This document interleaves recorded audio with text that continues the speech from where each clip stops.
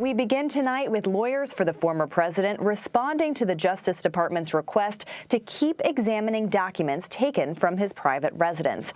They did not specify why the Trump team objected to the recommendations. The lawyers, however, did say, quote, there are specific reasons why those nominees are not preferred. A federal judge granted the former president's request for a special master last week, ordering the Justice Department to temporarily stop using some of those documents obtained in the search of Mar-a-Lago.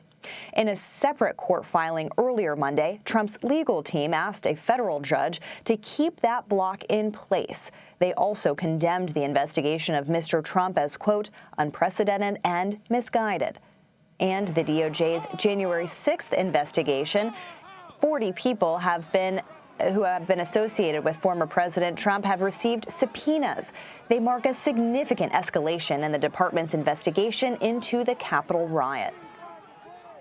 For more on this, Scott MacFarlane joins us now. He's CBS News congressional correspondent. Hey, Scott, good to see you. So what can you tell us about these 40 new subpoenas from the House Select Committee investigating January 6th?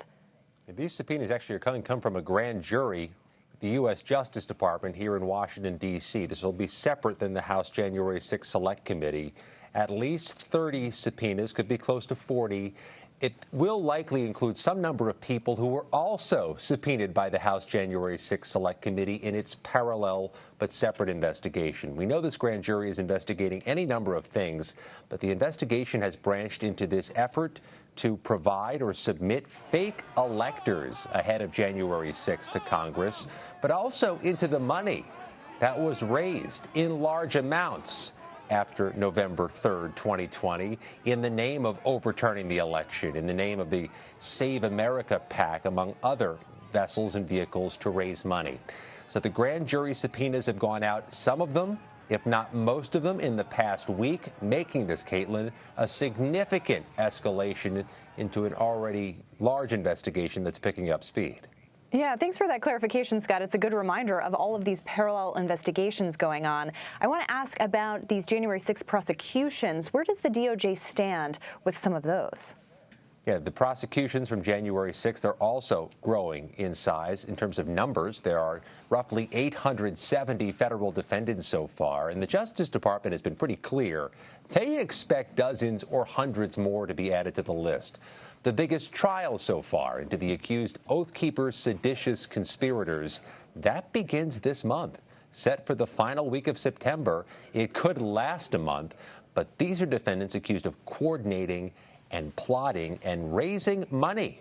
There's that phrase again, raising money after the election to be disruptive, if not violent, on January 6th. It's easy to conflate the two, but there are these two separate investigations, both of which are picking up steam. The Justice Department grand jury investigation into the fake electors and into the money raised and spent after November 3rd, 2020, and the January 6th Select Committee, which, oh, by the way, Caitlin, is likely to have its next public hearing that same week, the final week of September. We will be watching for sure. Meanwhile, we've also been talking about these documents taken at Mar-a-Lago. Can you walk us through this motion where you had former President Trump's lawyers objecting to the Justice Department's pick for a special master, this third party to look at these documents? Yeah, now a separate investigation, yet another one. This is the one in the Southern District of Florida in the federal court there. The Trump legal team today filed a motion, as scheduled and as expected, asking the judge there to continue freezing the Justice Department's review of those seized records from August 8th from Mar-a-Lago, arguing that a special master, an independent third party, should review the records first, go through them, see what needs to be segregated, see what needs to be pulled out, that the criminal investigation involving those records should remain on hold, as ordered earlier this month by Florida federal Judge Eileen Cannon. The Trump legal team also asked the judge to reject the two suggested special masters, the names offered by the Justice Department. But the Trump defense team wouldn't say why, saying they'd rather provide that rationale privately, or as they call it, in camera with the judge and the prosecutor, so as not to make a public document with their concerns about Judge Barbara Jones of New York City and retired appellate judge Thomas Griffith of Washington, D.C. The Justice Department will weigh in on both of these requests from the Trump legal team, likely late tonight, if not later this week. Here's the thing, Caitlin. The legal filings keep coming. The clock keeps ticking, and there's no end date for this already long legal battle. And Scott, what were former President Trump's lawyers arguing in an earlier filing on Monday? They were calling this investigation misguided.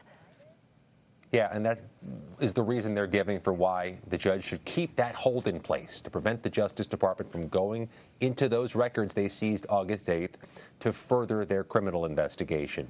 They're arguing, the Trump legal team is, that it's a misguided investigation, that it's grown out of proportion or grown too far and too wide, and that it should remain contained by the federal judge. Again, the Justice Department will have its chance to respond to this, but this is yet another battlefront in which there is another pile of paper coming, and another hearing likely to come, and another extension likely to come. This is another part of this investigation that is going to grow in size, not just in terms of the number of filings, but the time expended to it. So many investigations, so many threads. Scott MacFarlane, we're grateful that you were reporting on all of it for us. Thanks so much for your time.